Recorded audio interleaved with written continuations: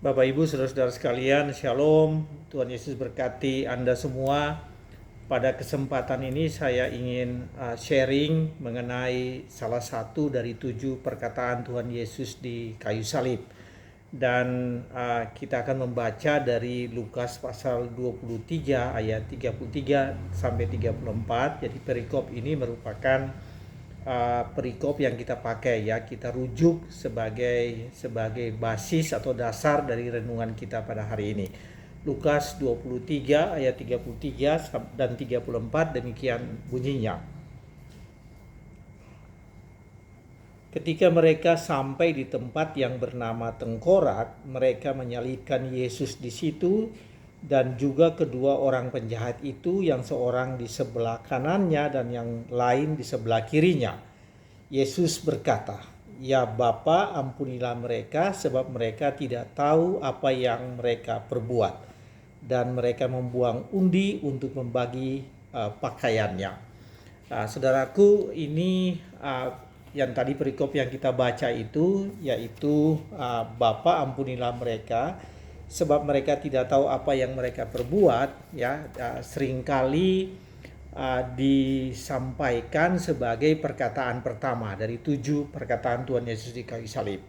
Bapa, ampunilah mereka karena mereka tidak tahu apa yang mereka perbuat.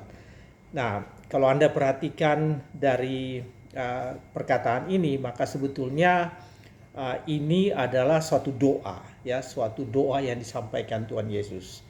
Yesus menyampaikan, "Bapa, ampunilah mereka." Jadi dia berseru kepada Bapa, dan ini sebetulnya suatu permohonan atau satu doa dari Yesus kepada Bapanya di sorga. Sapaan yang digunakan Yesus yaitu Bapa, ampunilah mereka. Bapa atau Bapa yang berada dalam kerajaan sorga. Jadi ini adalah satu doa. Saudara-saudara sekalian, ungkapan atau perkataan ini bisa dibagi menjadi 2 kalimat, ya. Jadi ini satu kalimat, ampunilah mereka, itu adalah kalimat yang pertama, ya. Jadi satu kalimat yang bisa dibagi menjadi 2, ya. Induk kalimatnya Bapa, ampunilah mereka. Kemudian anak kalimatnya atau kalimat yang kedua adalah sebab mereka tidak tahu apa yang mereka perbuat. Nah, kalimat pertama, Bapa ampunilah mereka, adalah satu permohonan atau satu doa dari Yesus kepada Bapa. Kemudian kalimat yang kedua ini semacam alasan atau argumentasi dari permohonan yang Yesus sampaikan. Jadi Yesus menyampaikan, "Bapa ampunilah mereka," tidak berhenti di sana. Kemudian Yesus lanjutkan, "Sebab mereka tidak tahu apa yang mereka perbuat." Bapak Ibu, di dalam Alkitab atau dari Alkitab terjemahan sederhana Indonesia, perkataannya bunyinya demikian. Kalimat ini atau teks ini berbunyi demikian. "Bapa, ampunilah orang-orang ini karena mereka tidak tahu apa yang mereka lakukan." Jadi mereka lakukan itu dalam terjemahan sederhana Indonesia, dalam Alkitab standar kita yang kita sering pakai, yaitu mereka tidak tahu apa yang mereka perbuat. Bapak Ibu saudara-saudaraku, ini tidak terbatas. Jadi perkataan yang disampaikan Yesus ini tidak terbatas pada orang-orang ini saja. Jadi dalam bahasa terjemahan sederhana tadi disampaikan orang-orang ini, ampunilah orang-orang ini. Tapi semua orang, jadi itu tidak mencakup hanya orang-orang yang ada di sekitar salib pada saat itu, ya, yang ada di Bukit Golgota pada saat itu. Tapi itu menjangkut semua orang yang ikut serta dalam proses mulai dari penangkapan Tuhan Yesus di Getsemani, kemudian pengadilan yang dilakukan oleh Tuhan Yesus, pengadilan yang tidak fair atau tidak adil itu, dan pada akhirnya penyaliban di kayu salib. Jadi yang dimaksudkan dengan mereka pada ayat ini adalah semua orang yang ikut ambil bagian, yang ikut serta dalam proses penyaliban Tuhan Yesus, sampai Yesus berkorban atau Yesus disalibkan di kayu salib. Bapak Ibu saudara-saudaraku, karena ada 2 bagian, maka sebetulnya renungan ini bisa dibagi atau memahami perikop ini bisa dibagi ke dalam dua aspek besar tadi. Yang pertama yaitu pengampunan, ya, tadi doa dari Yesus kepada Bapa di sorga, "Ya Bapa, ampunilah mereka." Jadi itu adalah bagian pertama yang bisa kita melihat apa artinya bagi kita pada saat ini. Dari sini kita bisa melihat bahwa pengampunan itu adalah puncak atau kulminasi dari pengorbanan Tuhan Yesus di kayu salib. Jadi ketika Tuhan Yesus di kayu salib, di hari-hari di tengah-tengah penderitaannya itu, di hari terakhir dia berada di dunia ini dalam menjalankan karya keselamatan Tuhan bagi dunia ini, pada saat itu Yesus memohon pengampunan, masih memohon pengampunan dari Bapa di sorga kepada orang-orang yang menyalibkan dia. Ya Bapa, ampunilah mereka. Nah, dalam keadaan yang sangat sulit, ya, kalau kita perhatikan, kita ikuti pembacaan Alkitab mulai dari saya tadi sebutkan tadi, ya, perjamuan malam, kemudian peristiwa di Getsemani dan seterusnya, ya, pengadilan yang dilakukan oleh imam-imam besar di depan Pilatus, ya, Kayafas dan Pilatus, dan pada akhirnya siksaan yang diterima Tuhan dan pada akhirnya tersalib di kayu salib. Semua proses yang begitu panjang dalam keadaan yang begitu sangat sulit, ya, secara fisik, secara emosi, Yesus mengalami itu semua dalam keadaan yang sangat sakit, ya, karena pemakaian mahkota duri, kemudian kaki dan tangannya yang dipaku, dan dalam kondisi yang sangat panjang, mulai dari malam hari sampai besok siangnya.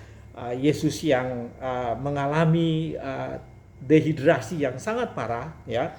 Ketika dalam keadaan seperti itu, ya, Yesus masih berdoa. Tuhan Yesus masih berdoa kepada Bapa di sorga, dan dia mohon pengampunan kepada orang-orang yang melakukan semuanya itu baginya. Ketika proses panjang itu terjadi, seharusnya, ya, biasanya, bukan seharusnya tapi biasanya seseorang mengalami tekanan yang begitu berat, ya. Proses penyiksaan itu membuat seseorang yang mengalami tekanan yang begitu berat, dan bisa saja seseorang itu mengeluarkan perkataan-perkataan penyesalan, perkataan-perkataan yang menyesali apa yang terjadi, dan bahkan lebih ekstrim lagi, mempertahankan dirinya, kemudian mengutuk apa yang terjadi, ya, dengan orang-orang di sekitarnya. Tapi yang terjadi dengan Tuhan Yesus sebaliknya. Dia tidak menyampaikan kalimat penyesalan, kalimat yang datar-datar saja, atau keluhan semacam itu tidak dilakukan oleh Tuhan Yesus. Sebaliknya, dalam kondisi yang begitu tertekan dari berbagai aspek atau dimensi, terutama dalam keadaan fisiknya itu, Yesus masih menyampaikan doa kepada Bapa di sorga, yaitu memohon pengampunan terhadap orang-orang yang melakukan yang terjadi dengan dirinya, melakukan apa yang terjadi dengan dirinya.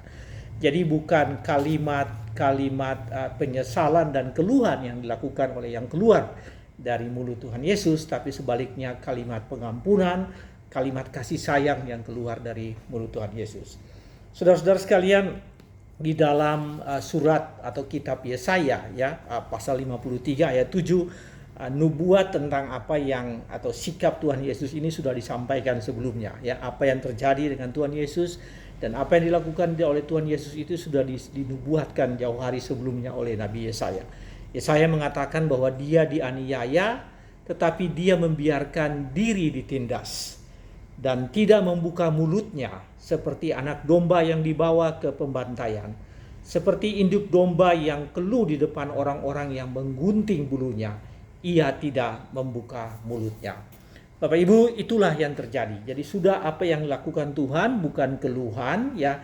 Tadi dikatakan seperti induk domba yang dibawa untuk digunting bulu-bulunya, ya. Dia tidak membuka mulutnya, tidak ada keluhan.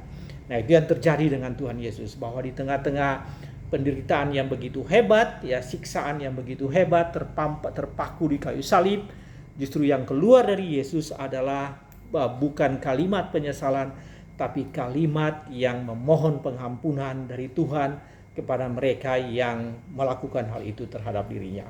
Saudara sekalian, pertanyaannya mengapa sampai Yesus menyampaikan doa permohonan kepada Allah Bapa di sorga agar mengampuni orang-orang yang menyalibkan dia. Saudara, ini alasannya sangat sederhana, sebab Yesus adalah anak Allah yang mengasihi dan mengampuni. dia mengajarkan pengampunan. Selama Yesus hidup, Yesus mengajarkan tentang pengampunan, mempraktekkan pengampunan dalam kehidupannya. Bapak Ibu, pernah terjadi seseorang wanita yang kedapatan berbuat zina, kemudian dia ditangkap dan dibawa ke Yesus, kepada Yesus, dan kemudian orang-orang banyak mengatakan bahwa perempuan ini telah berbuat zina, maka sesuai dengan hukum Musa, orang ini harus dihukum, perempuan ini harus dihukum. Saudara sekalian, apa yang dilakukan oleh Tuhan Yesus tidak menghukumnya. Tuhan Yesus bahkan berdiam dan menulis sesuatu di atas tanah sambil semua orang melihatnya.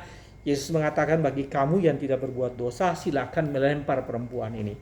Tapi kemudian satu persatu orang-orang yang membawa perempuan itu meninggalkan Yesus dan perempuan itu. Lalu kemudian Yesus mengatakan kepada perempuan itu, aku juga tidak menghukum engkau.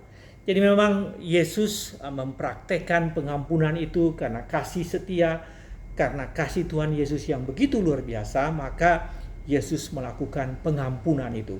Pada akhirnya ketika di kayu salib, ya, ketika dia menderita dan begitu menderita, yang keluar dari diri Tuhan Yesus bukan, seperti tadi saya sampaikan, bukan keluhan terhadap apa yang terjadi, penyesalan terhadap apa yang terjadi, tapi yang dilakukan oleh Yesus yaitu mengampuni orang-orang yang menyalibkan Dia. Bapak Ibu, apa yang dilakukan oleh Tuhan Yesus ini kemudian dilakukan juga oleh Stefanus. Ya, Anda bisa baca ini dalam Kisah pasal 7, Kisah Para Rasul pasal 7 ayat 59 sampai 60. Saudara, karena kesaksian Stefanus, maka dia dilempari dengan batu, ya, dia dirajam, dilempari dengan batu, dan kemudian sebelum dia meninggal dia berdoa, dia sampaikan, Tuhan, janganlah tangguhkan dosa ini kepada mereka, ya. Jadi dia mengikuti ajaran dan sifat yang gurunya mengajarkan kepadanya. Jadi itu yang dilakukan, ya, dan ternyata apa yang dilakukannya itu sama seperti gurunya yang telah melakukan, yaitu apa? Yaitu mengampuni orang-orang yang melakukan kejahatan terhadap dirinya. Saudara sekalian, terjadi di India pada tahun 1999. Ada seorang misionaris yang berasal dari Australia. Pada satu kejadian dia diserang sama orang-orang yang tidak percaya. Kemudian di depan gereja yang dia layani, dia bernama Graham Staines. Nah, Graham Staines ini bersama dua orang anaknya kemudian dibunuh, ya, diserang oleh orang yang tidak percaya dan anti Kristen. Mereka diserang dan mereka kemudian dibunuh. Saudara, kemudian istrinya yang bernama Gladys, dia sangat sedih, tapi dia katakan begini, aku sangat sedih, tapi aku tidak memarahi mereka yang membunuh ini, aku tidak menghadari mereka. Mengapa? Karena Yesus yang aku percaya, yang aku beritakan kepada orang-orang ini, mengajarkan aku untuk mengasihi, bukan saja mengasihi sesama, tetapi bahkan mengasihi musuh sekalipun. Ya, itu yang disampaikan oleh istri dari Graham Staines. Itu dilakukan hanya sehari kemudian setelah suaminya dan kedua anaknya dimakamkan. Dan saudara, berita tentang ucapan dia ini tersiar begitu luas, bukan hanya oleh media-media di India, tapi juga oleh banyak media di negara lain. Dan saudara, karena pengakuannya, karena pengampunan yang dia sampaikan itu, dia sampaikan, aku sangat sedih, tapi aku tidak memarahi mereka yang membunuh, karena Tuhan Yesus mengajarkan kepada aku untuk mengasihi semua orang, termasuk mengasihi musuh-musuhku. Karena ucapan ini, maka begitu banyak orang yang menjadi Kristen, ya, begitu banyak orang di sekitar situ, di tempat di mana dia melayani ini menjadi Kristen, dan dia melanjutkan pelayanan yang dilakukan oleh suaminya, ya. Saudara sekalian, inilah cinta di atas segala cinta, ya. Kalau Anda perhatikan apa yang dilakukan oleh Tuhan Yesus di kayu salib, dalam kondisi seperti itu adalah ekspresi dari cinta di atas segala cinta. Tidak ada cinta yang lain di dunia ini seperti cinta Tuhan Yesus kepada setiap orang, kepada umat manusia. Dan dia melakukan itu di akhir hidupnya, di tengah-tengah kesengsaraan yang dia hadapi, dia menyampaikan itu. Inilah kasih di atas segala kasih.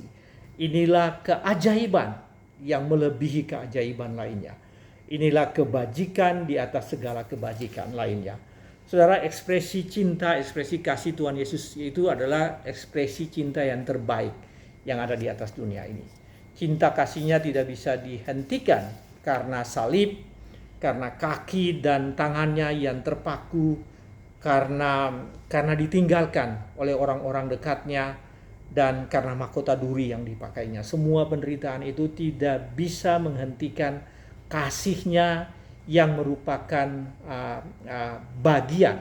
bagian penting, yang merupakan ciri, yang merupakan sifat dari hidup Tuhan Yesus di dunia ini.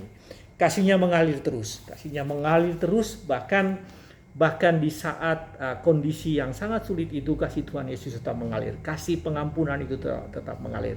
Seolah-olah Tuhan Yesus berkata, Bapa, hukumlah aku, bukanlah hukum mereka yang telah mengantar aku pada keadaan seperti ini. Jangan menghukum mereka Bapa, tapi hukumlah aku. Dan itulah yang dikatakan, yang dilakukan oleh Tuhan Yesus di kayu salib.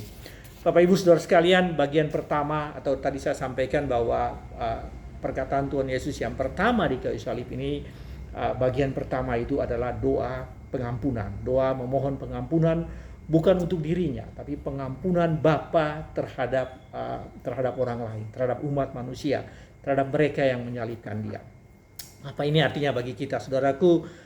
Pengampunan itu ditawarkan kepada setiap orang. Karena itu kita mempunyai kesempatan untuk datang, untuk mohon kepada Tuhan, untuk meminta pengampunan dari Tuhan Yesus.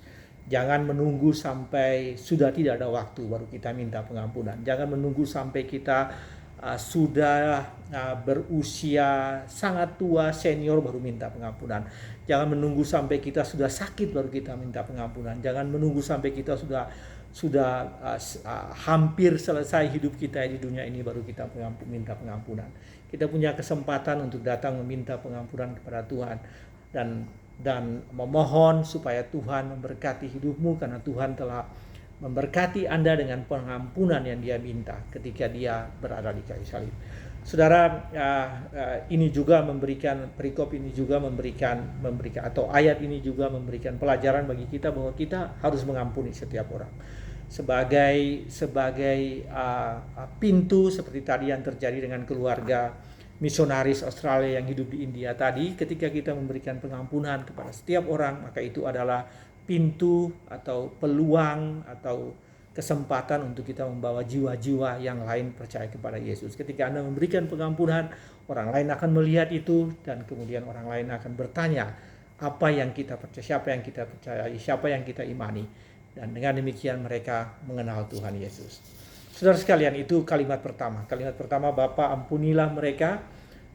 Dan kalimat yang kedua adalah sebab mereka tidak tahu apa yang mereka perbuat. Saudaraku, kalau Anda perhatikan kalimat yang kedua ini, tadi saya katakan ini adalah semacam anak kalimat. Jadi kalau induk kalimat tadi, Bapa ampunilah mereka, maka ada argumentasi. Argumentasinya itu sebab mereka tidak tahu apa yang mereka perbuat. Kalau Anda perhatikan anak kalimat ini ya, maka ada dua kata kunci. Kata kunci yang pertama itu adalah tidak tahu. Jadi ini semacam menggambarkan tentang pengetahuan, dan kata kunci yang kedua adalah perbuatan, ya, perbuat. Sebab mereka tidak tahu, jadi tidak tahu adalah kata kunci pertama. Apa yang mereka perbuat, yang perbuat ini, perbuatan itu, perbuatan itu adalah kata kunci kedua. Nah, harusnya Bapak Ibu, secara logika perbuatan itu berbasis pada pengetahuan. Jadi seseorang melakukan sesuatu itu didasari atau berbasis dari pengetahuan yang dia miliki atau ketidaktahuan. Jadi pengetahuan itu menyangkut bagaimana dia memahaminya, mengetahuinya dan melakukannya, tapi juga pengetahuan itu menyangkut bagaimana dia tidak memahami, ya, melakukan sesuatu. Jadi tidak tahu dan perbuatan, ya, pengetahuan dan perbuatan itu merupakan alasan kenapa Yesus memohon pengampunan. Sebab mereka tidak tahu apa yang mereka perbuat, ya. Bunyi kalimatnya, bunyi ayat ini adalah seperti demikian. Nah, saudara-saudaraku, berbuat dan melakukan sesuatu itu selalu berdasarkan atas apa yang kamu tahu, apa yang Anda tahu, atau apa yang tidak Anda tahu. Jadi itulah perbuatan. Perbuatan diawali dengan pengetahuan, dan pengetahuan itu bisa sesuatu yang betul-betul Anda tahu atau sama sekali Anda tidak tahu, ya. Pertanyaannya begini, apakah ahli Taurat dan orang-orang Farisi saat itu mereka tidak tahu siapa Yesus? Apakah mereka tidak pahami siapa Yesus? Saudara, apakah religious leaders, ya para pemimpin agama, dan political leaders, ya termasuk Pilatus, ya, apakah mereka tidak tahu bahwa Yesus itu adalah anak Allah, bahwa Yesus itu adalah Tuhan? Ya, saudara, jauh hari sebelumnya mereka sudah tahu. Jadi jauh hari sebelumnya nubuat-nubuat sudah disampaikan, dan para ahli Taurat, orang Farisi itu mereka sudah tahu bahwa juru selamat akan datang ke dunia ini, anak Allah akan menjadi manusia, datang ke dunia ini untuk menyelamatkan setiap orang. Mereka tahu itu, tapi mereka tidak mengerti dan mereka tidak percaya, ya, karena mereka tidak mengerti, tidak mau menerima, dan tidak percaya, maka mereka menyalibkan Tuhan Yesus. Bapak Ibu saudara-saudara sekalian, mengenai hal ini, mengenai pengetahuan dan perbuatan ini, ya, bisa diterangkan dengan logika yang disebut dengan teori compliance, ya. Jadi teori compliance yang berdasarkan atas matematika yang disebut dengan conditional probability, ya, atau peluang bersyarat, ya, conditional probability. Dan saya jelaskan kepada Anda sedikit supaya Anda bisa memahami mengenai hal itu, mengapa anak kalimat yang muncul di dalam perkataan Tuhan Yesus ini adalah sebab mereka tidak tahu apa yang mereka perbuat. Tadi saya sampaikan kalimat ini menjelaskan mengenai perbuatan dan pengetahuan, ya, perbuatan dan pengetahuan. Harusnya saya tadi sebutkan juga bahwa perbuatan itu harus berbasis pada pengetahuan, ya. Pengetahuan akan Allah, pengetahuan akan Tuhan Yesus yang akan menentukan apa yang kita lakukan, ya. Pengenalan akan Tuhan Yesus, pengetahuan akan Tuhan Yesus menentukan apa yang kita lakukan. Saudara sekalian, tadi saya sebutkan mengenai conditional probabilitas itu, ya, yang atau peluang bersyarat itu, yang bisa dijelaskan sebagai berikut. Begini, kalau saya tahu dan saya tidak percaya, maka pengetahuan saya itu sia-sia, ya. Kalau saya tahu,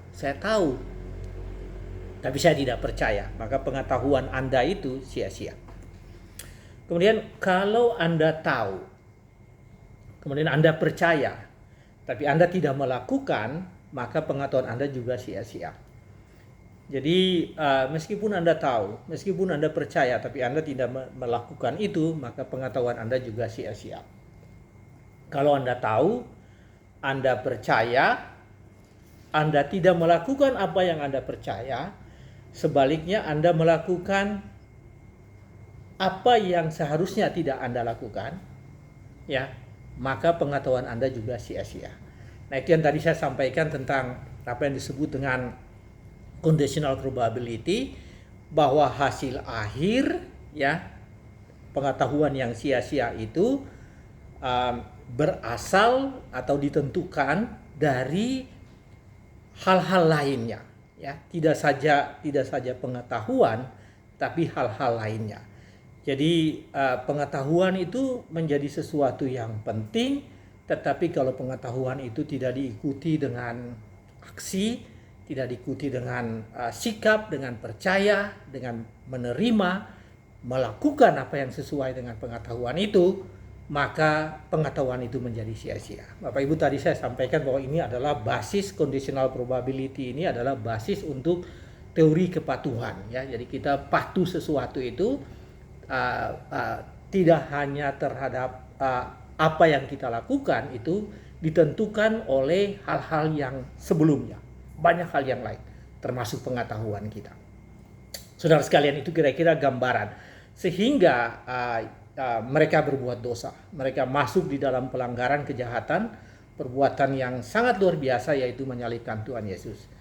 Tuhan Yesus mengatakan, Bapa, ampuni mereka sebab mereka tidak tahu apa yang mereka perbuat. Sekali lagi, bukan sekedar tidak tahu, tapi tidak tahu, tidak mau tahu, tidak percaya, dan tidak melakukan ya apa yang mereka perbuat. Karena sebetulnya orang-orang Farisi, ya ahli-ahli Taurat, mereka tahu bahwa Yesus akan datang, bahwa Allah akan mengirimkan juru selamat datang ke dunia ini ya.